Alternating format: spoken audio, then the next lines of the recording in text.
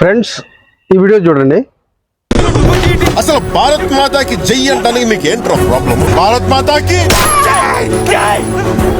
మీరండి ఈ దేశం మీది కదా, అలానే మీరు కూడా భారత్ మాతాకి భారత్ మాతాకి. ఈ సినిమా తీసిన డైరెక్టర్ ప్రొడ్యూసర్ ఎవరో తెలియదు కానీ నాకు కనీసం రాజ్యాంగం గురించి ఈ డైరెక్టర్ కు అవగాహన ఉందా అని అనిపిస్తుంది. ఆయన పవన్ కళ్యాణ్ గారు చాలా గౌరవప్రదమైన వ్యక్తి, ఒక రాష్ట్రానికి డిప్యూటీ సీఎం. ఆయన్ని పెట్టి ఇలాంటి పనికిమాలిన సీన్ ఎవరైనా తీస్తారా? ఆ సీన్ చూడండి. పిచ్చాసుపత్రి నుంచి ఎవరైనా ఒక సైకో పారిపోయి వచ్చి చేతిలో గన్ను దొరికితే ఎట్లా అందరిని బెదిరిస్తాడో అట్లా ఉంది సీన్. అది ఆయనది తప్పులేదు, పవన్ కళ్యాణ్ గారిది ఏం తప్పులేదు. ఆయన ఏం చేస్తాడు, పాపం డైరెక్టర్ ఏం చేయమంటే అది చేస్తాడు. అసలు రాజ్యాంగంలో భారత్ మాతాకి జై బలవంతంగా చెప్పించమని ఎక్కడైనా ఉందా? వందే మాతరం బలవంతంగా పాటించమని ఎక్కడైనా ఉందా?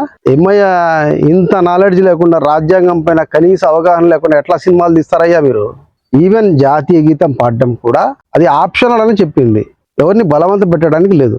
అలాంటి రాజ్యాంగ స్ఫూర్తికి విరుద్ధంగా, సెక్యులరిజానికి విరుద్ధంగా ఇండైరెక్ట్ గా ముస్లింల దేశభక్తిని శంకిస్తూ ఇట్లాంటి సీన్లు తీసి భారత్ మాతకి పాడరా, వందే మాత్రం పాడరా అని ఎవరైతే బలవంతం చేస్తారో, నాకు అనిపిస్తుంది రాజ్యాంగం నాకు స్వేచ్ఛనిచ్చింది, బలవంతం పెట్టలేదు.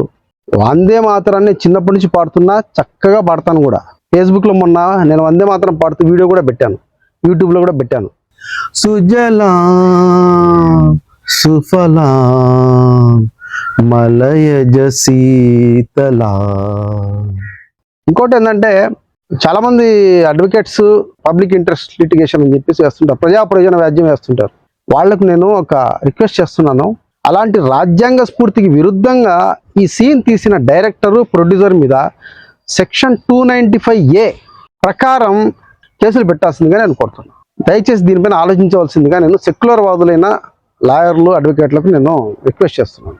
ఇక నా వరకు వస్తే నేను జై హింద్ పలుకుతానండి, జై భారత్ అంటాను, హిందుస్థాన్ జిందాబాద్ అంటాను, జాతీయ జెండా ఎగరేస్తాను, జాతీయ జెండాకు సెల్యూట్ చేస్తాను, ఇంకా జనగణమన పాడతాను, సారే జహాన్ సే అచ్చా పాడతాను. తర్వాత మా పూర్వీకులు ఈ దేశ స్వాతంత్ర్యం కోసం లాఠీ దెబ్బలు తిన్నారు, బుల్లెట్ దెబ్బలు తిన్నారు, ఉరికంబాలు ఎక్కారు, ప్రాణత్యాగాలు చేశారు వేలాది మంది. అదే స్ఫూర్తితో దేశం కోసం ఎలాంటి త్యాగం చేయడానికైనా నేను కూడా సిద్ధంగా ఉన్నాను.